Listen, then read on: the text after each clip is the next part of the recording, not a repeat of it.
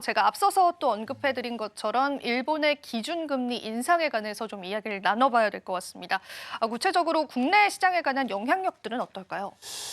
이게 긴급하게 이루어졌다라고 하면 시장 충격이 있었을 텐데 우선은 금리 인상 단행에 관련해서 어느 정도는 먼저 멘트를 했었죠. 그렇다 보니까 금리를 발표하고 인상을 하고 나서 보통은 엔화 가치가 급격하게 증가를 했을 때는 또 뭐 엔캐리 트레이드라든지 그런 요소로 시장이 우려가 될 수 있는데 그런 부분은 일시적으로 나타났다가 뭐 엔화 같은 경우가 정체 현상이다 보니까 시장의 충격은 뭐 크지 않은 상황이라고 할 수 있고요.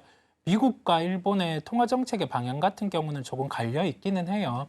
그 속에서 미국 같은 경우도 뭐 금리 인하에 대한 속도 조절을 단행을 했다 보니까 시장 충격은 지금은 크지 않은 상황이라고 할 수가 있습니다. 그런데 금리에 대한 상승 방향 속도를 뭐 여기에서 가중을 한다라고 하면 뭐 충격은 있을 수 있지만 이번에 금리 인상을 단행한 것처럼 미리 어느 정도 멘트를 하고 시장 충격을 최소화하고 진행할 가능성이 높아요. 그렇다 보니까 뭐 걱정은 뭐 크게 안 하셔도 된다라는 말씀을 드립니다. 그래도 우리가 또 엔캐리 청산에 관한 두려움들이 있었기 때문에 아직까지는 조심하는 분위기가 연출되는 건 사실인 것 같아요. 저도 실시간으로 좀 시장을 체크하고 왔는데요.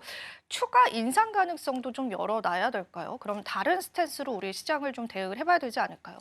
일본의 통화정책 방향 같은 경우가 아무래도 이제는 인상 기조로 나갈 수밖에 없습니다. 그렇다 보니 추가적인 금리 인상 같은 경우도 열려 있다라고 할 수가 있고요.